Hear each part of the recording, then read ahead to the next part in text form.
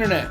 I'm Matt. And I'm Monster Punter. And this is the Parallax Scrolling Podcast, where we give you our perspective on video games and the news that affects them. And I hope you guys enjoyed your 1 week vacation from us, because we kind of did. I wouldn't say I enjoyed my 1 week vacation by any stretch of the imagination. That's your fault. That's not my fault. Yeah, it is your fault. You had a 1 week vacation and you did... Do you remember what happened last week? Oh, no, I was talking about the week before, your 1 week vacation. Oh. I was talking about your 1 week vacation. Oh, like the actual vacation from work? Yes. No, I know about what happened last week. Last week was very intense for you, and I just... So I apologize. We didn't come out with an episode last week because there was a death in the family on my side. And there was also a lot of things going on with possible changing jobs, among other things. It was just a very intense week. And so I apologize for that. Yeah, I was just throwing shade for the week before. That's all. Okay. Well, all right. Well, but that's what happened, right? It's not that we didn't want to make something. It's just it wasn't the right time to do it. Right. And that was a computer that did a thing. Virus and threat protection. Okay. So what has happened with us gaming-wise since we last talked? Or at least did the episodes. I finally beat Like a Dragon. Did you like it? I liked it. What's this pause, though? The pause is I have a lot of reservations for certain things. Well, before you get into it, what would you rank it on a scale? On a letter scale, I'd probably give it a B. So kind of like a 7 to 8 out of 10, somewhere in there? Yeah, definitely somewhere in there. Worth playing, though? Oh, absolutely. I would say it's definitely worth playing. And it's definitely interesting to see that, without spoiling anything, it does tie itself to the rest of the Yakuza series. And yes, this is how the series is going to go moving forward. And it's going to be very interesting to see what they do. Essentially, if I remember correctly, Yakuza was... They didn't come out with another Shenmue. This was Sega's stuff they did after Shenmue.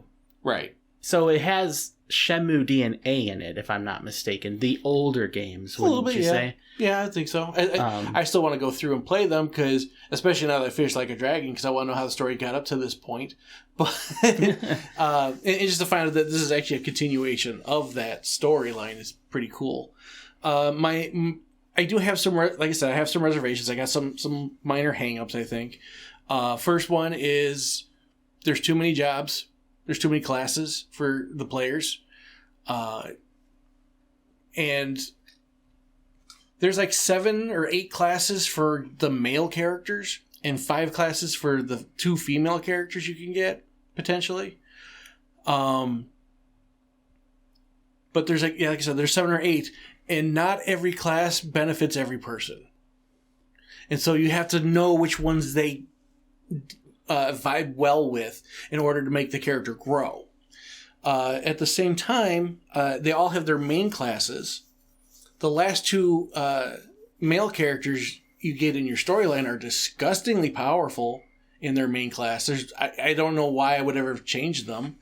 I felt kind of like I gypped myself by doing so. And the fact that the main character has 2 personal classes compared to everyone else, again, story related, but you know, without really going too much into it, you really should, even though it kind of sucks compared to all the other jobs, you really should pay attention to your first class that you get in the game entirely. I guess this brings me to a talking point that I hadn't anticipated thinking about, just thought about it now. Do you think it's better to have clean slate characters where you get to develop them how you want?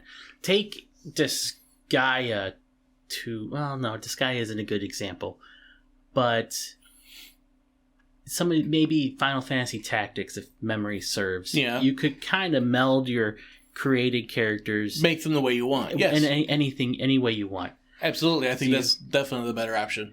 Or, well, let me tell you the other option here. Okay. All right. Would you rather they...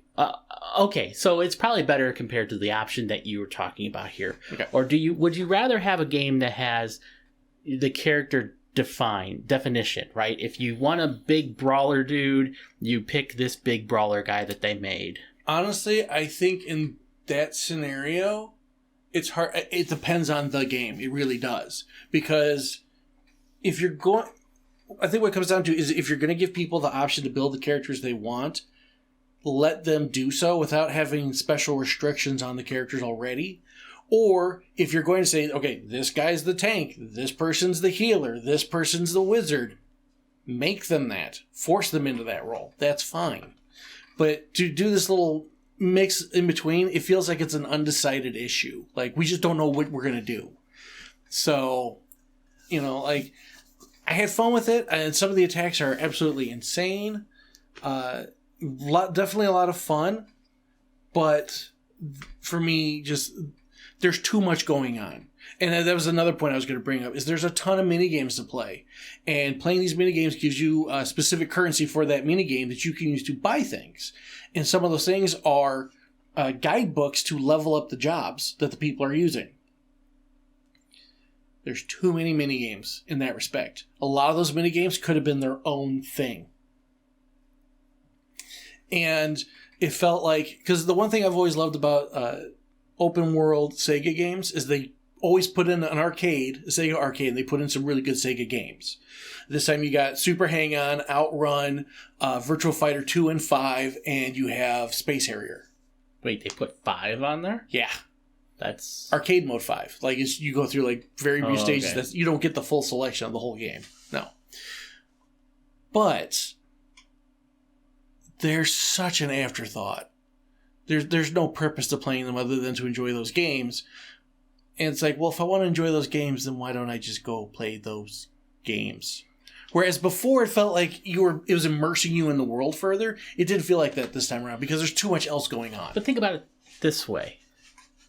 You wouldn't have even thought about those games if they weren't already part of you playing Yakuza, right? I don't know if I thought about it. Well, you know who you're talking to? But to think about it this way, what I'm trying to say is, what are the chances that you would sit down and think, oh, I want to play Virtua Fighter 5, and then play Virtua Fighter 5? If you're playing Yakuza, because you sat down to play Yakuza, and you see Virtua Fighter 5, you may think, you know what? I kind of want to play Virtua Fighter 5. And maybe the game within the Yakuza game is enough to satisfy you. Okay, I can understand that, but what I'm coming at is, with all these other minigames and everything else going on, these particular versions of these games felt like an afterthought. Sure. And so it felt, whereas like in other games, like, go back to Shenmue. Because Space Harrier 2 is in Shenmue. I felt so immersed in this world when I played Shenmue because of that. Because I walked into those arcades like, oh, they got these games? I'm going to play these games because it's what my character would do. Whereas this time around, it doesn't feel like that's anything really appropriate. Okay, I'm just saying from like a sales standpoint, you see Virtua Fighter 5 and you think, oh, maybe I'll play Virtua Fighter 5 sometime today or right, maybe later. It might be something, at the very least, that gives them some tie-in to give you incentive to play other Sega games. Right. But I didn't, like I said, I enjoyed the game, and I'm done with it. I mean, you beat the game and you unlock premium adventure mode. You also unlock New Game Plus. And there's also basically, there's a final hit tower you go into, and it's basically you fight a bunch of bad guys, and it's like a harder version of the game. But it's just not... And okay, here's the big thing for me. So you're running around this section of Japan, the small section of Japan. But it's actually quite a large area in comparison to like your character running on foot or taking the taxis. There's a lot going on. There's only one place in the entire game to change your job. They don't let you change it on the fly. No, you have to go back to that spot every time. Oh, that does kind of suck. Yes, it's a little annoying, and I wish there was an easier way to have done that. But anyhow, finished that game, finished talking about that game, and I moved on to arguably the greatest game of the year. Oh, really? Yes. I'm not even finished. I've not even finished this game, and I'm that positive about it. I'm playing Sonic Frontiers. See, I have that. I do plan to play through it. So I'm borrowing my brother's copy. I'm going to have to buy my own. Well, here's the thing, because I found this out as I started playing, is that if you actually look at the Sonic Frontiers roadmap, because it actually has a roadmap, they're going to have story mode for other characters. Oh, really? Yes.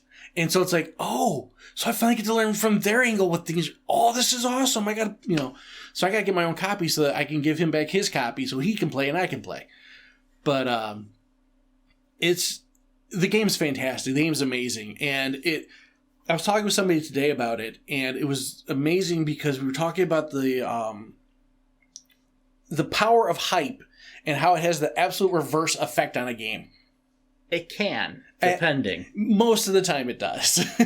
And in this case, people saw what they thought was like the intro areas of Sonic Frontiers before it even came out, and people were just crapping all over this thing. Talk about how terrible it was, how this game's going to fail, how it's a big flop like all the others, and it's not that case at all. It is so amazing. And the one thing I was talking about with him that I'm going to tell you, every boss fight is a final boss fight. And I say that because it's like every time you walk into a boss fight, it feels like you're in the final boss fight. Because there's a song so far for every boss. Oh, nice. And it's a full song, got lyrics, everything. They actually got Kellen Quinn. She's from why am I forgetting the name of her band at the moment? I apologize, fans, but she has a band, she has a record deal, she's pretty up there, and she sings these songs. It's not her band performing, but it's her with these other bands performing these songs, and they're awesome. In fact, earlier today, the Sonic Twitter team promoted the soundtrack is now out for people to listen to, and I'm like, that's great. I want to listen to it, but can I buy it? Because I want to be able to take these songs other places, and I feel like these soundtracks are worthy of money. Okay. So, definitely a game of the year. Game's beautiful. It's got some glitchy issues, but, I told this to my brother the other day. I said, there's no such thing as a perfect game. If there is a perfect game, you would never play anything else. Because it's the perfect game. You would never put that game down. Well, I don't know if that's how I would judge a perfect game. Well, I'm saying the perfect game, as in, no graphical issues, everything runs smoothly, the graphics are amazing, the story is amazing, the gameplay is amazing, everything is perfect. Flawless. You would never stop playing that game. I disagree on one, if for no other reason than this. You can't, if it's a game that has a story, mm-hmm. Once that story is complete, you can only watch it, to me anyway, maybe twice, 3 times in a spurt. And maybe this is a man who doesn't watch Star Wars. I'm just going to say that. Wow. You kind of out me on this here. I'm just saying, but that's my, to go back to that, is it, for you, it's a story issue, but what I'm saying is, if everything and every element made the game absolutely perfect, all the designs, all the mechanics, engine running, everything was absolutely perfect, 100%, you would not put that game down. I disagree on a different reason this time. Because you want to disagree. No, honestly. Okay. Because you have different types of games. Right. maybe I'm in the mood to play a racing game today. Maybe tomorrow I'm in the mood to play an adventure game. Maybe the next day I'm in the mood to play a role-playing game. But if the perfect game can hit all those niches, but then there's no other. But that's the point. That's the argument I'm bringing. If there is no perfect game, because if this could tick all those boxes for you at any given moment, then you'd never want to play another game ever. But then I would call a game like that one that doesn't know its direction. That's just that's how most of those games are, and they fail terribly. Oh, well, at any rate, I also have one other game real quick because we're just rambling at this point. But I picked up, because it was super cheap again. I mentioned this in another podcast. I picked up a game called A Robot Named Fight. Okay. Wow, it is not what I expected, and it's far better. You play as a robot in a robot society. Earth is pretty much over and done with. You're living on Earth, just robots now.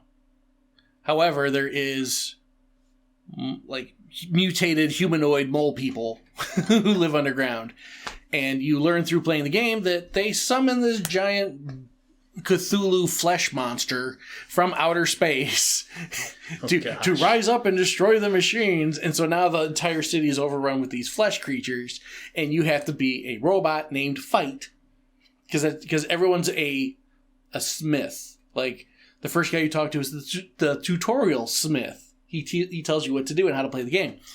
But then, so you are the fight smith, because you go forward and you fight. And different power-ups every time. It's completely random, but it still plays like a Metroid, because you're still like, oh, there's items in this room. There's an item in the wall. So you're saying it's like a roguelike. It's a roguelike Metroid, yeah. And it's really good. I can't believe I'm enjoying myself that much. Well, maybe eventually I'll check it out. Yeah. As far as the games I'm playing, my diversity in games is much less than yours at this particular point in time. Right. I'm still playing Trails of Cold Steel. Have you gotten further? I'm in chapter 6. Of, do you know? I think 8, maybe. Okay. I'm getting pretty far in it. It's pretty good. I like it a lot. Okay. I also played Apex Legends this last week. I'm sorry? Well, thank you. Yeah, I know. Shots fired on the Apex community. I tried playing one time with a controller. It didn't work. I tried playing once with a mouse and keyboard. It didn't work for me. I just was not enjoying myself. Well, I'm playing it because of the death in the family, playing with my nieces and nephews. Playing with family, yeah. And while I suck at the game really bad, and I really don't like the game, but I will play it with people because, other reasons that are bigger than whether I like a game or not. Yeah, you're playing to connect with family. That's what's important. Yeah. So I played some of that. I actually played one game of Smite this past week too. Not. Woo! But no, I have a list of games I'm going to try to get through, and hopefully I can get through them all here in the Christmas season. But it's going to be a tall order. Well, I know one thing. I am about halfway through Sonic Frontiers now, because it's not a very long game. Mm-hmm. But I do know that once I'm done with it, and I'm going to be done. Like, I'm going to take my time. I'm going to complete all the things. I'm going to enjoy the heck out of this game. When I'm done, I will be playing Star Ocean: The Divine Force. I'm wanting to play that one too. Yeah. And so I will have a report on how good that game is when that time happens. Well, speaking of future games... games. Should we just preface this ahead of time? This is a heavy Microsoft-laden episode. So, buckle in. Speaking of games that you may or may not want to play... Oh, you're going to talk about these first? Okay. Yeah, I think the games coming out to PlayStation Plus for December are actually pretty high quality, all things considered.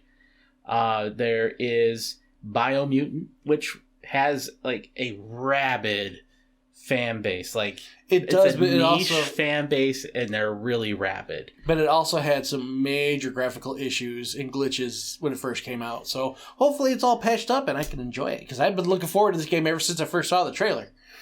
Yeah, Years ago, like 4 or 5 years ago, I saw the trailer. Oh yeah, that took a while for it to come out. Yes, it did. But anyway, Biomutant, check it out if you want an action game. Then there's the Mass Effect Legendary Edition, which I picked up last year for $25, I want to say. Now you can get it for free on PlayStation Plus. Now this is 1 through 3? 1 through 3, correct. Okay. Is the original trilogy, and they're actually quality games, worth playing through. I think that... if you have the time. Yes, but I think it's worth it. I really do. Yeah.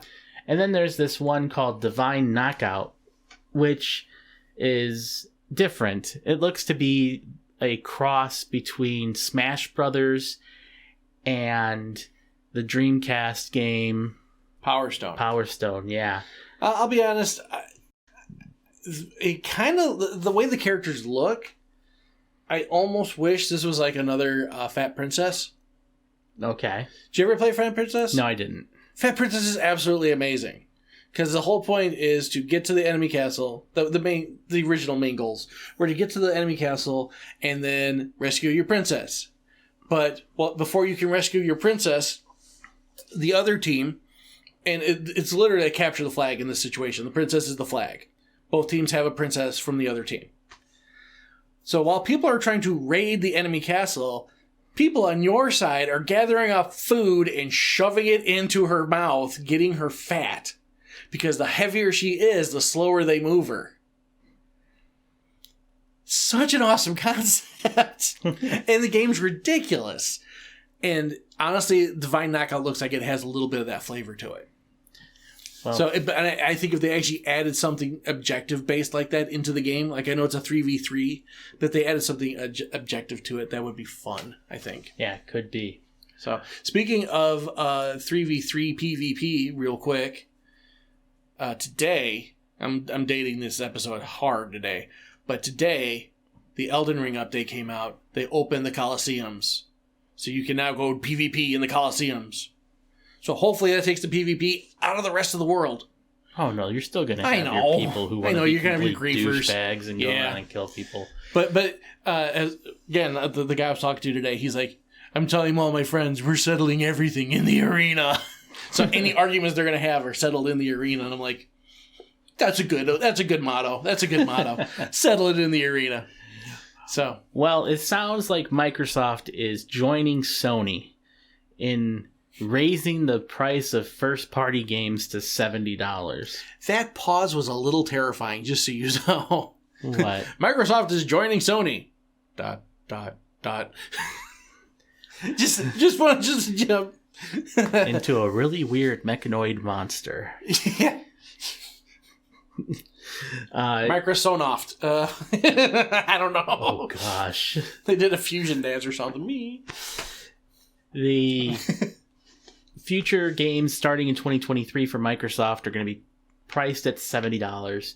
So games like Starfield, Forza Motorsport, which is different than Forza Horizon, just to be clear, and Redfall will reflect this new pricing. Now, you know what's interesting? Somebody posted this on Twitter, and I thought it was pretty accurate. It was kind of alarming. Do you remember paying for video games as a kid, or asking your parents for video games as a kid? Oh, of course. You know, how much were they? $50. 50? Only 50? Yeah. Okay, because this person was actually showing clippings from old catalogs, from games from like Nintendo to Super Nintendo to N64, and they ranged from $50 to $70. Depending. But that's what I'm saying, is that, they're raising their prices to $70. Yeah, but that's kind of been a thing. Okay, here's a couple things to keep in mind, though. Granted, $70 or $50 in 1990 money is way more than $70 in today's money. But even putting that aside, so I guess games have gotten cheaper over time. Right. From an inflationary point of view. But sells so many more. The gaming industry is the biggest entertainment industry in the world. Right. It makes more money than movies. It makes more money than sports. It's huge. Yeah. So even though you may pay less on a per game basis, inflation adjusted, it still sucks when a game goes up, when a base game of price of a game goes up to $70. No, and I agree with that. And I also understand there are a lot of people who cannot afford $70 games like people could back then, you know. But it was just kind of, for me, it was startling to look at those ads and be like, wow, those actually do say $60 and $70. Like, I feel stupid for never thinking that was a thing. Oh, I knew it was a thing. Virtual racing on the Sega Genesis when that came out, because it used a VSP chip, yeah, $100. Oh, yeah, but I mean, like, I remember getting games as a kid and remember, like, especially the Nintendo games were $50 or $60, you know? Like, I remember there being a slow progression to the games and not realizing that a lot of games were, you know, like that part of my brain just shut off and I didn't remember that there were games that were expensive before. Either way, I think it's a unfortunate move that the price of these games are going up. I guess the saving grace as far as the Microsoft side of the equation is these should be on Game Pass. So if you already have Game Pass, you're going to get all of these day one in Game Pass. Granted, if you ever feel like canceling Game Pass, you will have to pay for them. But still, speaking of which, the Deedlit game, Record of Lodoss War, Deedlit's going off of Game Pass. Oh no. I already own it. Oh, well, I don't own it, so I need to get it. Yeah, you need to get it. Yeah. I've owned that one for, I don't know, like back when it was early access. Okay. Yeah. Either way, sidetracked. I just want to bring that to your attention. The games going up on Microsoft's side. How many third parties now follow suit? I'm assuming it's going to be a lot more. Oh yeah, definitely. It's going to be a change. In this first 2 years of the new generation of consoles, you've seen some people go to $70 right away. Typically, your Activisions, your EAs, and things like that, because they're douches. And you've seen a lot of companies stay at $60, like the Square Enix or something else that's lower. There have been companies that have come out and said, we will not price ourselves above this point ever. But I think as we go further into this generation, it's an inevitability now, and it sucks. Yeah, no, it definitely does. You know what also sucks? What also sucks? This whole deal with the Microsoft Activision Blizzard acquisition. I'm so tired of talking about this. But we have to. I love talking about it. No, you don't. Anyhow. You don't need... You can't tell me what I like and don't like about talking about. I love talking about this. I talk about this stop with the psycho robot voice and just calm it down. I got a news story here. So, Microsoft is still trying to acquire Activision Blizzard, and for anybody who didn't know before, Microsoft came forward and said, hey, Sony, we'll give you a 10-year deal. We'll write a contract up, a 10-year deal to ensure that Call of Duty stays on your PlayStation systems. Yes. And Sony did nothing about it. Microsoft's bringing it up yet again, but now they're also kind of complaining. I think properly, but they are complaining. Phil Spencer has come out and basically said that Sony is spending too much time talking to all the regulators and not to Microsoft about this acquisition, trying to Phil Spencer is extending the olive branch, but Sony's too busy talking to everyone else but Microsoft about it to fix the problem. And it's just petty. It's petty at this point. And I'm tired of talking about this. I want somebody else to buy Activision Blizzard. At this point, I don't care if it's Microsoft. I just want somebody else to buy Activision Blizzard, to take Bobby Kotick and put him in a catapult, eject him into the ocean, and just move on, because people like him in that totally scummy environment that he facilitated, I won't say he's the head of it. He's the responsible for it, but he didn't help it. He didn't make it better. People like him and the people that got involved in that need to be put in their place. And it can't happen fast enough. So for Sony to sit here and whine to the regulators about this whole acquisition is annoying me even more because it just needs to happen. Somebody needs to get in there and clean that place up. Sony needs to go back and revive SOCOM, revive Resistance. Revive Killzone. Revive Killzone, yeah. And they will Homefront. have... Was Homefront theirs? I believe so. Either way, they have some properties to fall back on. Granted, none of them are going to have the appeal that Call of Duty has, but if there could be a consent decree, where in order to be able for this deal to go through, Microsoft has to agree to certain things. One of those being, hey, you'll have to continue putting Call of Duty on the PlayStation. Keep in mind that there's precedent for Microsoft still keeping games that they buy on other systems. It's called Minecraft. Yeah. So if the incentive... They've done it before, they'll do it again. The financial incentive to keep Call of Duty on Sony's console is probably really big. Yeah. And it's a hard decision to pull that, because how many people are you going to convert, especially mid-generation, to your system? But it almost feels... Again, this kind of sounds petty, but at the same time, considering everything's going down, if Sony doesn't take this option, this 10-year option, or they don't take any option, and they keep complaining, and then Microsoft manages to get Activision Blizzard anyways, I kind of expect Microsoft to be like, yeah, we're not giving you Call of Duty now. We gave you so many options, so many chances to make this okay, and you fought us every step of the way. Why in the world would we give you the chance? Why would we give you the satisfaction of knowing the cons besides the money? Like, at that point, I think it's a pride issue. To be like, you kept trying to make this problem worse. Why should you get a benefit out of this? I can understand from that point of view, but then there's the shareholders. Well, right. And like I said, the money thing aside, I feel like Microsoft was just... Ugh. I'm sorry, I got to move on from it. I'm done talking about it. I hate talking about it at this point. It's like I said, I just want it over and done with, and I want there to be a massive cleanup act, because I do want to go back to Activision Blizzard. I do want to enjoy the games that have come out from these people, but I can't morally support that company right now, and I will refuse to do so until something happens and they get cleaned up. Well, Microsoft is also looking to clean up your wallet. They're going to be launching a mobile gaming store to take on Apple and Google. What do you think? I think it's possible with Microsoft.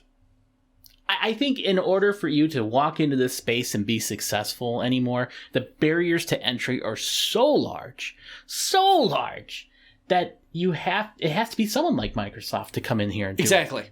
Exactly. And I think if anybody could step into that arena and go toe-to-toe with Apple and Google, it would be Microsoft. Here's the rub, though. If they're going to take on Apple and Google, they're in the mobile gaming sector. Yeah.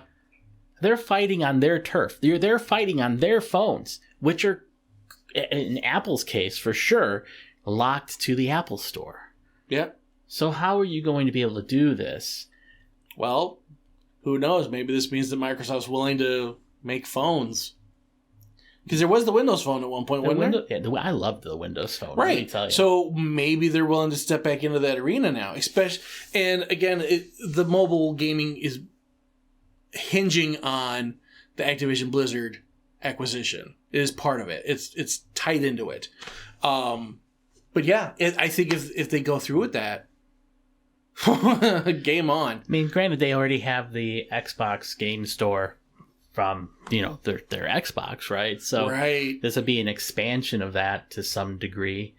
I bid them Best of luck. Calm waters ahead. Yep. Best of luck, guys. Yeah. I think the chances of them establishing a, realistically speaking, third platform for people to play mobile games on, I think a snowball would stand a better chance in hell lasting more than a second.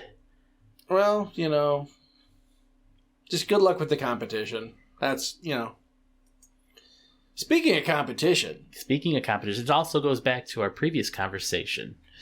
Which one you got? Microsoft, as part of the whole deal with Activision Blizzard, extended a 10-year deal to Nintendo for Call of Duty. So that's kind of cool. Oh, to Nintendo also. To Nintendo. And that was like an unwarranted kind of thing. So that's interesting. So moving along, just wanted to briefly touch on that. Oh, that's fantastic. That's exciting. What else you got? Well, I was going to say, regarding competition, it's going to be probably over by the time this comes out, but I want to talk about it. The Game Awards. And since I mentioned Sonic Frontiers earlier, that's the thing I want to talk about. Currently, Sonic Frontiers and Genshin Impact are fighting neck and neck for who's going to win the Player's Voice Awards. But something interesting happened. And I caught it on Twitter, and I thought it was... People are having trouble voting. There's a problem with the voting system right now. And a lot of people are saying...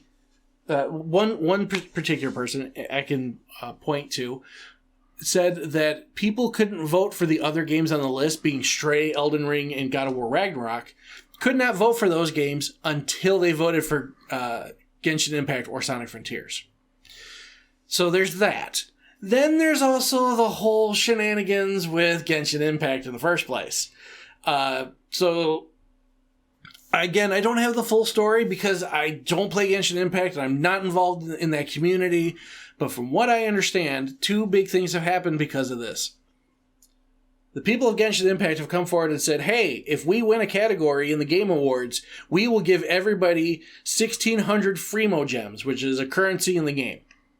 And I guess you can use that Freemo Gems probably to get characters or something. I don't know. But they'll give everybody who's got an account 1,600 of this currency. So what's happening? Apparently people are making bots to vote for Genshin Impact in the Player's Voice Awards. And that's dirty. It's scummy. It's scummy on Genshin Impact, on the creators, for offering money for what's supposed to be a fair voting system for people to express their love of gaming. You're trying to corrupt it and make profit off it. And then secondly, if Sonic Frontiers were to actually win this, that's actually a huge boon for the franchise. Yes. It encourages more Sonic games to come out. And if the games could come out like Sonic Frontiers, they keep belting them out like that, then they should come out. And so it's wrong. It's just flat out wrong of the Genshin people to be doing this. And it's also bad on the community themselves for being like, oh, well, we'll just make robots that will vote for us. Yeah, you know what? If this was a government election, those votes would hopefully be thrown out. Well, it's not. We'll see what the Game Awards people do. It is essentially buying votes, in my maybe not so humble opinion. And if they win, it won't be recognized legitimately by at least me. I would say there will be a lot of people who will not recognize it as a good victory. It'll be a hollow victory at best, for sure. Yeah. So, shame on you. Just shame on you. Well, I also wanted to talk about one other thing real quick, too. Yeah. I picked up the Sega Genesis Mini 2. You did. I did. And it is mini. It is. Oh, man, is that thing super tiny. It is awesome, though. I haven't been able to play a whole lot of it yet because of all these other things going on. Right. But I do plan to play some of it soon. Over 60 games, Sega CD games included, Shining Force CD, can't wait. There's some unreleased games that are on there too. I've played some of them. There's some classic like Rystar on there. Man, Sega did really well bringing this out. And unfortunately, you have to import it from Japan if you want it. And so it's $100. Here's a good question, because obviously it's expensive to import it, but is it in Japanese? No, it has an English one too. Oh, okay. I mean, that's obviously like, because if you had to import it from Japan, is it initially locked into a Japanese language? Huh. Well, that's cool. And all I'm going to say is, if you enjoy Sega games or that era in general, it's worth getting. And if you can't afford it, more and more I'm saying to just download an emulator and play some of those games. I tried playing Kadash yesterday. I love Kadash. I forgot how much I suck at it, though. So, yeah. But the games of yesteryear, I hate to say this, but I keep coming to this conclusion. The ultimate form that game preservation will take is piracy. Yep. There's no other way. Not anymore. If a company like Nintendo does not want to preserve their games that they've come out with over time, they still own those IPs. But if you can't get access to those games, you have to pirate them. There's so many games in the past that the only way you can play them now is to pirate them. There's so many games from Japan that never came over that are amazing that you'll never get to play unless you pirate them. There's only so many finite copies of physical games. That too. So in order to be able to play it, you really don't have a choice in the matter. And I hate to say it, because I'm one that wants, I think developers deserve their money. I want developers to make their money. But for games that are definitely not supported anymore, have at it, Absolutely. Download your game, enjoy it. And a lot of times emulators are even better than the original game, because you got all that extra compute power at your fingertips and can do some interesting things with them.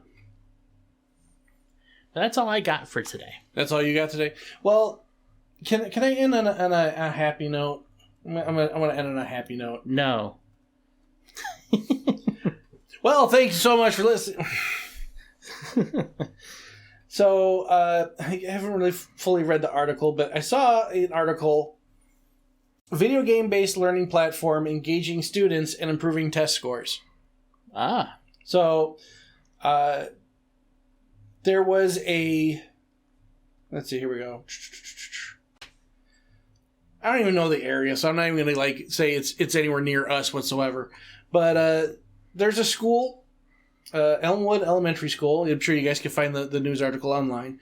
But they hosted a Heroes League Game Day statewide skills competition. Okay. And so apparently there's a game called Heroes League, and it's teaching the kids while still being a video game. Okay. So have you ever played an educational video game? Oh, they're terrible. Yeah, you want to pull your teeth out by your bare hands. But no, apparently this one is actually really good. It's made for Chromebook. And yeah, I like the concept. I feel like too many people... It's so funny. I feel like so many people have gone into areas of genres that are like, oh, this genre needs a video game, so we're gonna make a video game, and they get all intense about it, and their game sucks.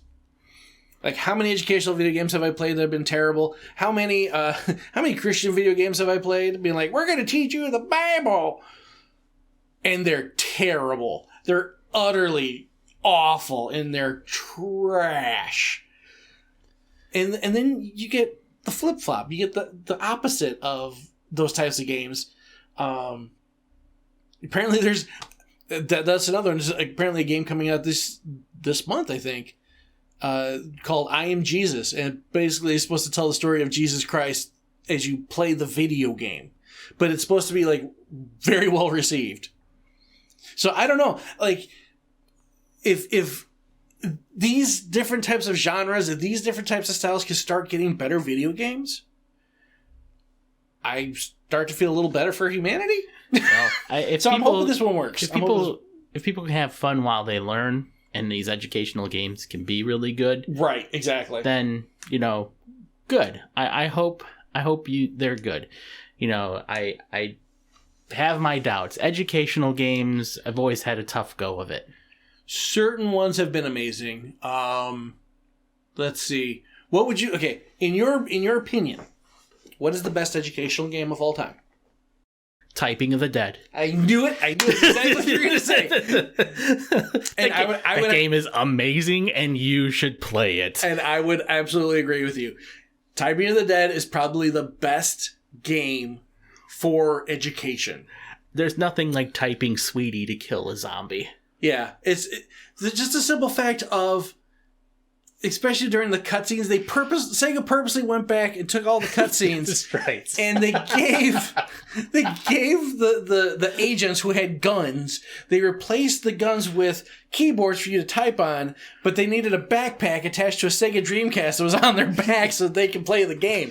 And it's brilliant. It's absolutely brilliant. Oh, it's so brilliant. I own that game, never getting rid of it. Right. I think there's a couple others. I think there's like a Sonic educational game and a Mario one. Although there are some terrible Mario educational games, but I think there's a couple of those that are also pretty good. But Typing of the Dead, I think, is probably the best one. Oh my god, I laughed so hard playing Typing of the Dead. Yeah.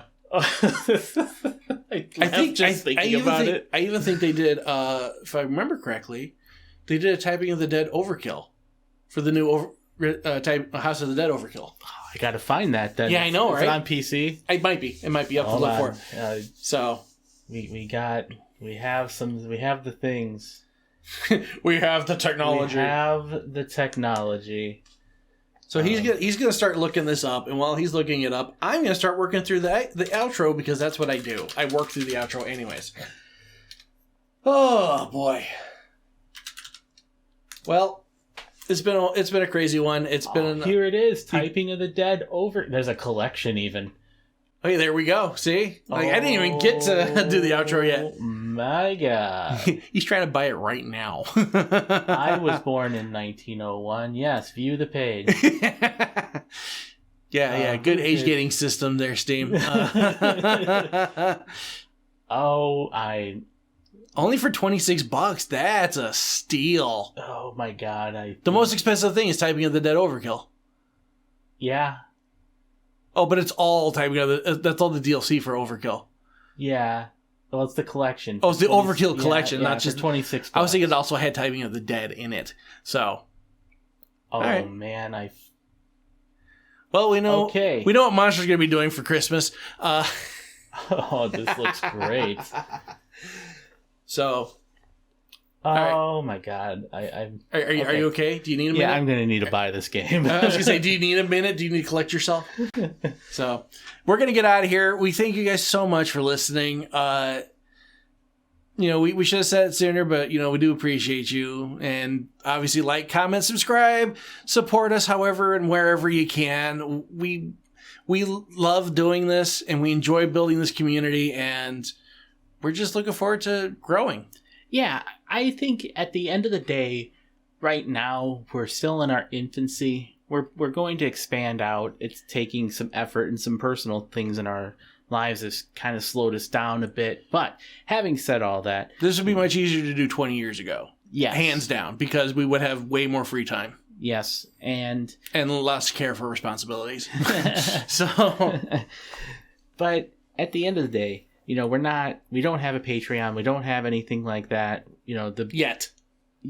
Maybe, eventually in the future. I have plans, but it's all about timing right now. So. Yeah. But please, reach out to us on Twitter. As long as it's still standing, yeah. As long as it's still there. Reach out to us on Twitter, or just shoot us comments through the YouTube videos for now. We definitely do see your comments, and we do want to respond, so... All right. Even if it's just responding in the episode, we're going to respond. So, with that, have yourselves a fantastic day. We'll see you in the next one.